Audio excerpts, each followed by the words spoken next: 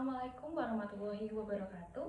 Terima kasih Pak Heri dan rekan-rekan sekalian atas waktunya sehingga saya dapat mempresentasikan mengenai hasil penelitian saya yang berjudul analisis penggunaan FMEA dalam mengidentifikasi risiko kegagalan proses produksi pada PDAM Surya Sembada Kota Surabaya.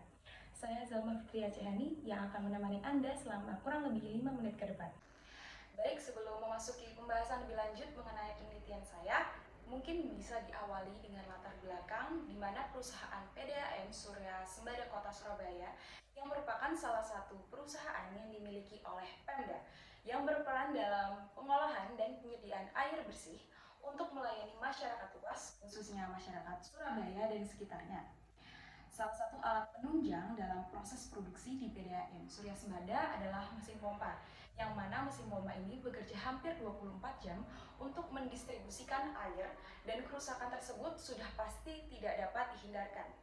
Berdasarkan rencana output produksi air baku, belum memenuhi target produksi air baku tahun 2022, serta terjadinya peningkatan yang signifikan terhadap jumlah kegagalan proses produksi air baku. Sehingga dilakukan analisis penyebab dari kegagalan tersebut menggunakan Failure Mode and Effect Analysis atau yang kita kenal sebagai FMEA. Kemudian terdapat rumusan masalah dalam penelitian saya, terdapat beberapa poin, yaitu satu, untuk mengetahui risiko kegagalan proses mana saja yang termasuk krusial pada proses produksi. Kemudian apa saja penyebab dan dampak dari risiko kegagalan proses tersebut. Kemudian terakhir, bagaimanakah usulan rekomendasi perbaikan untuk meminimasi terjadinya risiko kegagalan proses pada masa yang akan datang. Kemudian untuk tujuan dari penelitian saya, yang pertama adalah mengetahui dan menganalisis penyebab serta dampak dari berbagai modus kegagalan pada pompa proses produksi. Kemudian ada mengetahui modus-modus kegagalan yang menjadi prioritas perbaikan berdasarkan nilai risiko pada pompa proses produksi. Kemudian ada memberikan usulan atau rekomendasi perbaikan bagi PDAM Surya Sembada Kota Surabaya untuk mengurangi atau mencegah dampak terjadinya risiko kegagalan tertentu pada proses produksi. Kemudian untuk metodologi dalam penelitian saya dimulai dengan studi pendahuluan, kemudian rumusan masalah, kemudian tujuan dari penelitian, kemudian dilanjutkan oleh studi literatur dan studi lapangan, kemudian dilanjutkan pengumpulan data, prosedur FMEA, lalu dilakukan usulan perbaikan, kemudian dianalisis hasil dari penelitian, kemudian pada kesimpulan dan saran.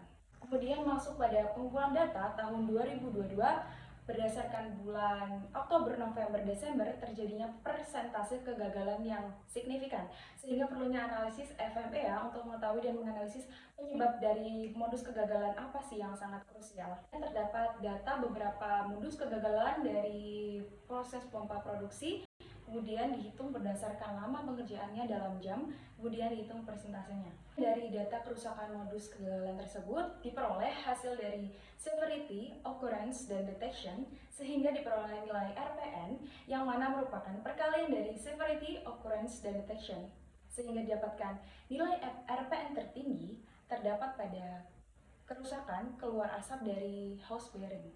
Kemudian digambarkan melalui diagram Pareto untuk mengetahui kegagalan yang paling dominan dengan menggunakan grafik batang.